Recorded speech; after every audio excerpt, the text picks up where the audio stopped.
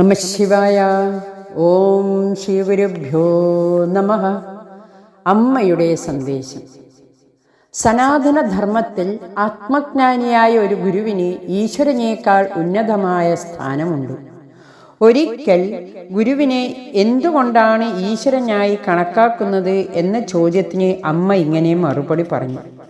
ഹിന്ദുമതം ഗുരു മാത്രം ഈശ്വരൻ എന്നല്ല പറയുന്നത്, ഈ പ്രപഞ്ചത്തിലുള്ളതെല്ലാം ഈശ്വരനാണെന്നാണ് പറയുന്നത്. പ്രപഞ്ചശക്തി മനുഷ്യരൂപം പൂണ്ടതാണ് സദ്ഗുരു. ബ്രഹ്മജ്ഞാനിയായ ഗുരു താൻ ഈശ്വരനാണ് എന്നറിയുന്നു, മറ്റുള്ളവർ അതറിയുന്നില്ല എന്ന് മാത്രം. ആ അറിവിലേക്ക് നമ്മെ നയിക്കുന്ന ആളാണ് ഗുരു. അതിനാൽ ഗുരു ശിഷ്യന്റെ പ്രത്യക്ഷ ദൈവമാണ്. ഗുരുവിൻ്റെ കൃപയ്ക്കും സനാതനധർമ്മം വളരെ മഹത്വം കൽപ്പിക്കുന്നുണ്ട്. ആത്മസാക്ഷാത്കാരത്തിനു വേണ്ടിയുള്ള ആഗ്രഹം ജനിപ്പിക്കുക എന്നതാണ് ഗുരുകൃപയുടെ ഏറ്റവും വലിയ ഒരു ലക്ഷണം എന്ന് മഹാത്മാക്കൾ പറയുന്നു. ഭൗതിക സുഖത്തിനായി മാത്രം പരിശ്രമിച്ചാൽ പോരാ, കൂടുതൽ മഹത്വമുള്ള ഒന്നിനായി പ്രയത്നിക്കണം എന്ന് ഒരു ചിന്ത വരുന്നതു തന്നെ കൃപയുടെ ലക്ഷണമാണ്. അങ്ങനെ പ്രയത്നം ചെയ്തു ജീവിതത്തിൽ പരിവർത്തനം വരുത്താൻ കഴിയുകയാണെങ്കിൽ അത് കൃപ നമുക്ക് കൂടുതൽ സ്വീകരിക്കാൻ കഴിയുന്നു എന്നതിൻ്റെ ലക്ഷണമാണ്.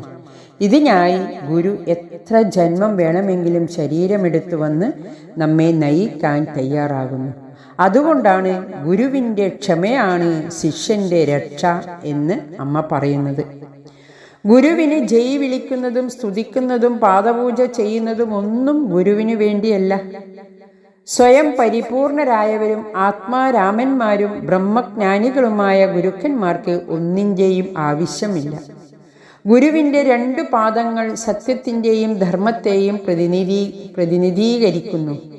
ആ പാദങ്ങളിൽ ശിഷ്യൻ ഭക്തിയോടെ നമസ്കരിക്കുമ്പോൾ തൻ്റെ നികൃഷ്ടമായ അഹന്തയും മിഥ്യാഭിമാനങ്ങളും ശരീരമനോബുദ്ധികളുമായുള്ള താദാത്മ്യവുമെല്ലാം ഗുരുവിൽ സമർപ്പിക്കുകയാണ് ചെയ്യുന്നത്. അപ്പോൾ ശിഷ്യനിലുള്ള ഉത്കൃഷ്ടമായ ഈശ്വരഭാവം സ്വയം പ്രകാശിക്കുന്നു. ശിഷ്യന്റെ ഉള്ളിൽ ഉണരുന്ന ഭക്തിയും പ്രേമവും വിശ്വാസവും ആത്മസമർപ്പണവുമാണ് ഗുരുവെന്ന മഹാശക്തിയുടെ പ്രവാഹത്തെ ശിഷ്യനിലേക്ക് ഒഴുക്കുന്നത്. മന്ത്രമോ സ്തുതിയോ എന്തുതന്നെയായാലും ഭക്തിയോടെ ആവർത്തിച്ച് ജപിക്കുന്നത് കൊണ്ട് മനസ്സടങ്ങും. ശരീരമനോബുദ്ധി തലത്തിലുള്ള മനസ്സിനെ ആത്മതലത്തിലേക്ക് ഉയർത്തുക എന്നതാണ് ജപസാധനയുടെ ലക്ഷ്യം. ഭക്തിയോടെയും ഏകാഗ്രതയോടെയും പാരായണം ചെയ്യുക എന്നതാണ് പ്രധാനം. ഹരി ഓം നമഃ ശിവായ.